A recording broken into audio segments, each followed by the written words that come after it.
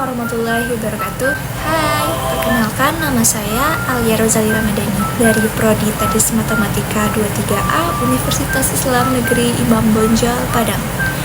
Video ini saya buat untuk memenuhi tugas ujian akhir semester aplikasi komputer dengan dosen pengampu Ibu Fitria Mardika MPD. Berikut adalah videonya. Happy watching! Hai friends, ini adalah video tutorial mengenai pembuktian teorema Pythagoras menggunakan aplikasi GeoGebra. Nah, langkah pertama yang dilakukan tentunya kita membuka aplikasi GeoGebra dulu ya friends. Itu bisa dari aplikasinya langsung ataupun dari websitenya. Jika sudah membuka aplikasinya, maka didapatlah tampilan seperti ini. Di sini ada algebra, tools, tabel, spreadsheet, dan lain sebagainya. Nah, di sini bisa dilihat ini masih menggunakan bahasa Inggris. Nah, untuk memudahkan kita menggunakan aplikasi GeoGebra ini, maka kita ubah dulu settingan aplikasinya itu ke dalam bahasa Indonesia. Caranya yaitu kita klik garis 3 pada pojok kiri sebelah atas, kemudian kita tekan settings, lalu kita pilih language, itu kita pilih yang berbahasa Indonesia. Nah, ini tampilannya sudah berbahasa Indonesia dan lebih memudahkan kita. Sebelum kita masuk kepada pembuktian teorema Pythagorasnya, tentunya kita harus paham dulu ya friends cara membuat segitiga pada aplikasi GeoGebra ini. Untuk membuat segitiga pada aplikasi GeoGebra ini, sebenarnya ini ada banyak cara ya friends. Nah, cara yang pertama yaitu kita menggunakan pada lines. Kita klik ruas garis di antara dua titik, kemudian kita plotkan titiknya. Yang pertama titik A itu pada 0,0, kemudian titik B pada 3,0, lanjut titik C yaitu 0,4. Nah, cara yang termudahnya yaitu kita menggunakan tools pada polygons. Nah, bisa diklik pada polygonsnya, ada tulisan polygon atau sisi banyak. Kita klik polygon, kemudian kita plotkan titiknya pada titik 4,0. Nah, kemudian langsung kita tarik garisnya, kita plotkan lagi pada titik 7,0. Lalu kita plotkan lagi. Nah, kita tarik lagi garisnya pada titik 4,4. Nah, lalu kita balik lagi ke titik awal yaitu 4,0. Nah, ini lebih mudah ya daripada cara yang pertama tadi. Lalu setelah terbentuk segitiga siku-siku ini, tentunya kita harus mencari sudut dari segitiga ini ya friends. Nah, bagaimana caranya?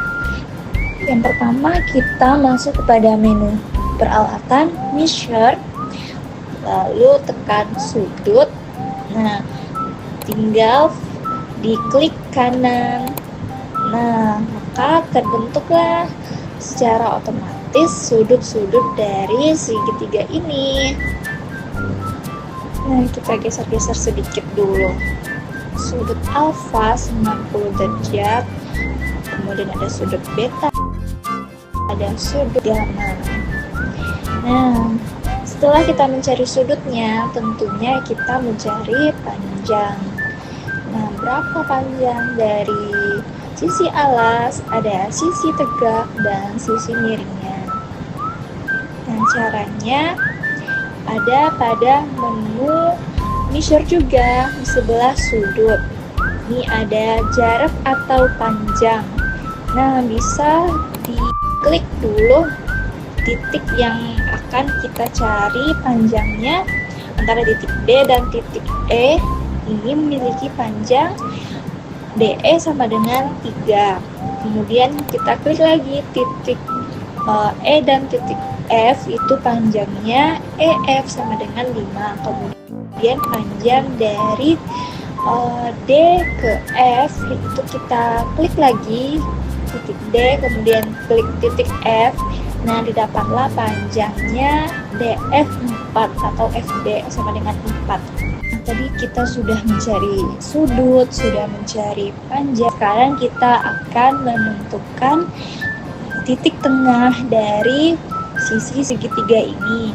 Nah, bagaimana caranya? Itu kita tekan titik tengah atau titik pusat pada menu construct.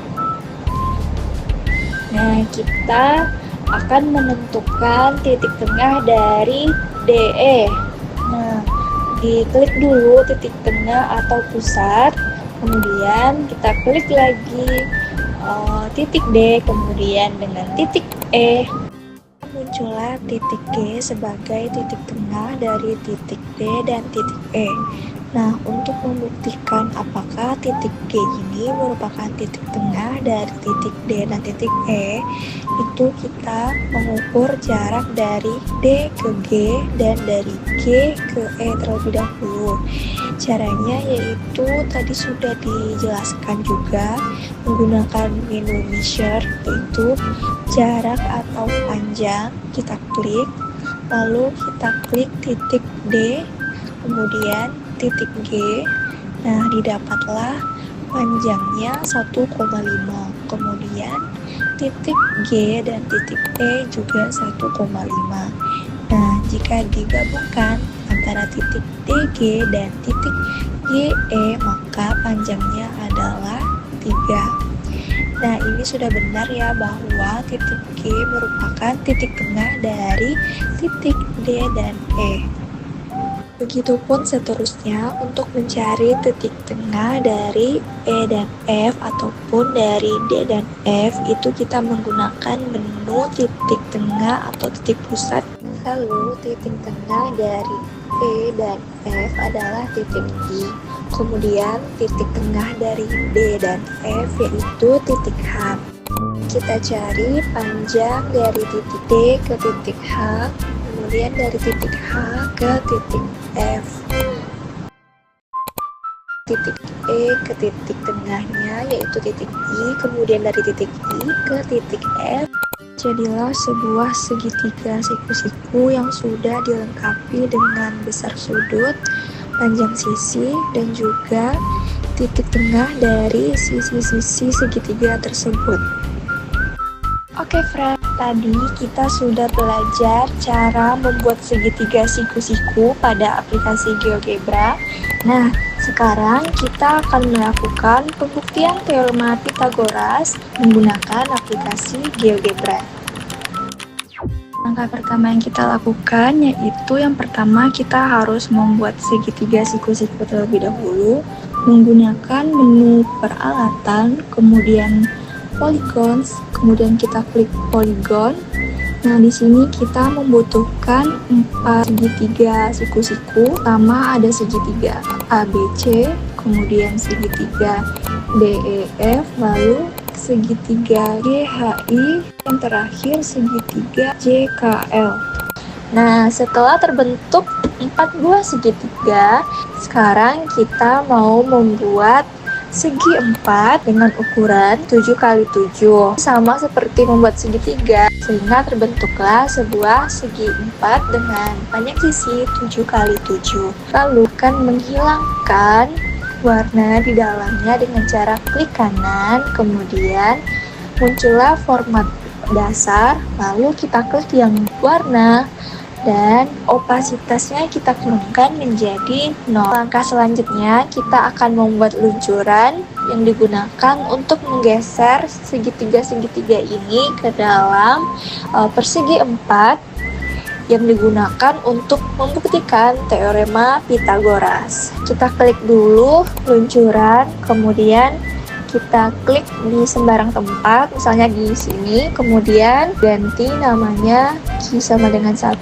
menjadi V, isi nilai minimumnya 0 dan nilai maksimumnya 1. Tekan enter. Masukkan vektornya pada menu aljabar, kita klik dulu aljabar, kemudian kita masukkan V1 sama dengan V dikali vektor nilai awalnya atau titik awalnya itu kita masukkan A, kemudian titik akhirnya itu adalah M. Vektor yang kedua, V dikali vektor titik awalnya yaitu E, kemudian titik akhirnya adalah O. Selanjutnya kita akan mentranslasikan kedua vektor tersebut. Nah, dengan cara pada menu transform, kemudian kita klik translasi objek, pilih objek yang akan ditranslasikan, lalu klik vektornya.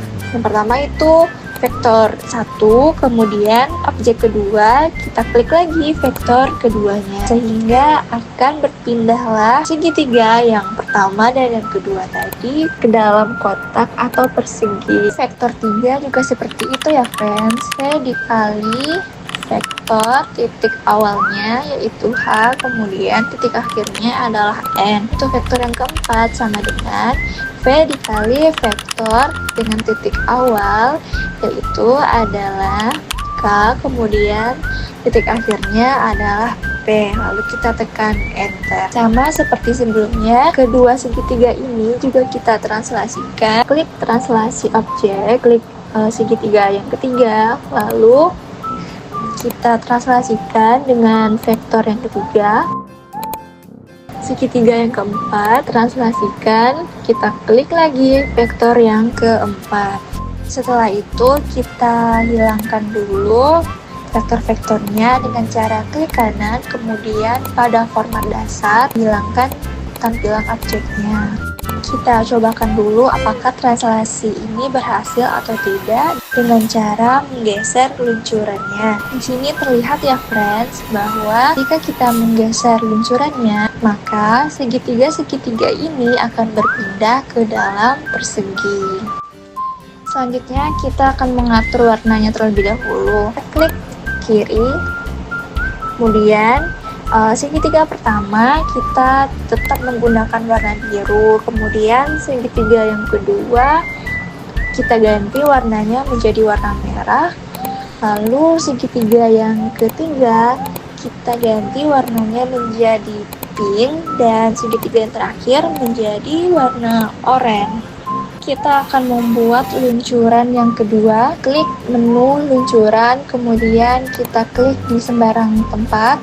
Nah, lalu kita isi nilai maksimum dan nilai minimumnya. Nilai minimum itu 0, kemudian nilai maksimumnya adalah 1. Terus kita juga membuat vektornya dulu. U1 sama dengan U dikali vektor G absen, H absen. Nah, untuk vektor yang kedua sama dengan U dikali vektor, nah vektor titik awalnya yaitu I absen, kemudian titik akhirnya adalah H absen. Vektor yang ketiga U dikali vektor H absen, D double absen. Terus untuk vektor yang keempat tidak usah kita buat karena segitiganya tidak akan kita translasikan. Lanjut, setelah kita membuat vektornya, kita translasikan. Terus untuk segitiga-segitiganya bisa kita tambahkan sudutnya dengan cara klik measure pada tools peralatan, kemudian klik sudut. Nah, tinggal klik kanan segitiga yang akan kita cari sudutnya. Seperti itu. Untuk membuktikan teorema Pythagorasnya nanti, maka kita ganti dulu nama-nama sudutnya ya friends. Nah, di sini kita menggunakan 3 titik sudut saja dengan nama titik A, titik B, dan titik C. Kita menggerakkan luncurannya, itu akan mentranslasikan segitiga-segitiganya ke dalam segi 4. Kemudian luas segi 4 sesudah sama dengan luas segi 4 sebelum. Dari sini kita peroleh rumus Pythagoras A kuadrat ditambah B kuadrat sama dengan C kuadrat. Nah, jadi terbukti ya bahwa teorema Pythagoras bisa kita buktikan menggunakan aplikasi GeoGebra. Sekian videonya, terima kasih. Bye-bye.